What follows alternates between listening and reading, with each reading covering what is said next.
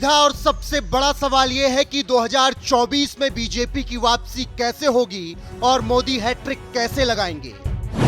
तो इसका उतना ही सीधा सा जवाब है और जवाब है योगी आदित्यनाथ। जी हां, योगी चाहेंगे तभी मोदी पीएम बनेंगे।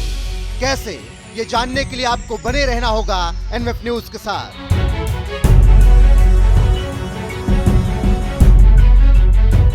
अब देखिए, अयोध्या में प्रभु श्री राम का मंदिर तैयार है, काशी जगमगा रही है, उज्जैन में महाकाल लोक की भव्यता दिख रही है, कश्मीर की शारदा पीठ बदलते भारत की तस्वीर बता रही है, अब की मथुरा की बारी है, पूरी तैयारी है। इन सब के बीच 2024 के आम चुनाव पर सबकी नजरें हैं।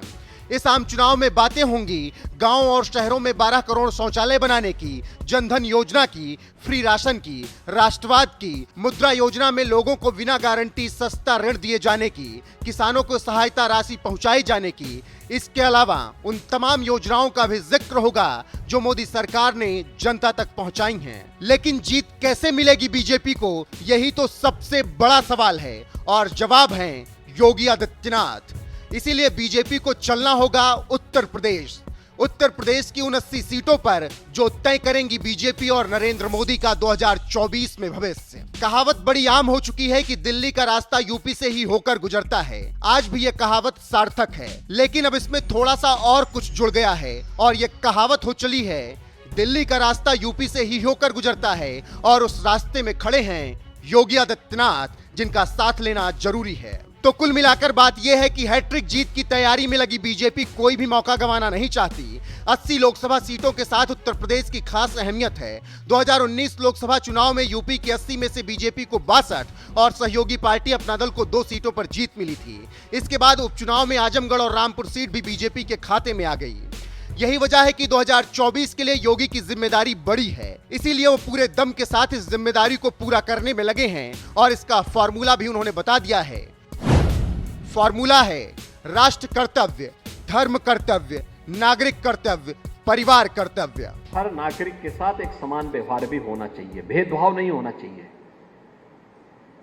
जाति के नाम पर, मत और मजहब के नाम पर, क्षेत्र और भाषा के आधार पर, अमीर और गरीब के नाम पर, जाति और लिंग के आधार पर कोई भेदभाव किसी के साथ न हो। और 5वां है नागरिक कर्तव्य। हर नागरिक का अपना एक कर्तव्य होना चाहिए। क्या कर्तव्य होना चाहिए? मैं जीऊंगा तो मातृभूमि के लिए जीऊंगा, कुछ कार्य करूंगा तो मातृभूमि को ध्यान में रख करके कार्य करूंगा, देश के हित को ध्यान में रखकर करूंगा। और जिस दिन 140 करोड़ लोगों के मन में एक भाव आ जाएगा कि हमारे लिए नेशन फर्स्ट, देश प्रथम का यह भाव जिस दिन 140 करोड़ लोगों के मन में आ जाएगा, उस दिन भारत को दुनिया की सबसे बड़ी ताकत बनने से कोई ताकत रोक नहीं सकती है। और आज की गोष्ठी उसी नागरिक कर्तव्य के साथ, प्रधानमंत्री जी के पंचप्रण के साथ आपको जोड़ते हुए उसी नागरिक कर्तव्य के साथ जोड़ने का आह्वान कर रही है।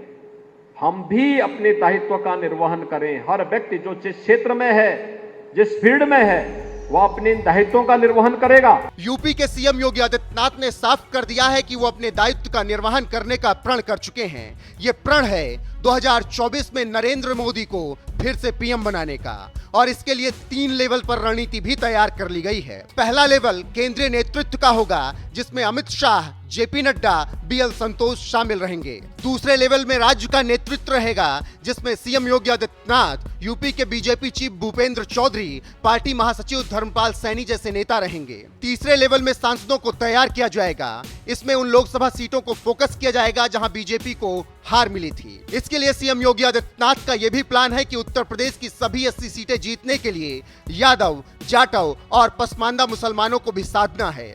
मुस्लिम और यादव यानी एमआई समीकरण को अपने पाले में लाने के लिए बीजेपी पूरी ताकत से जुट गई है।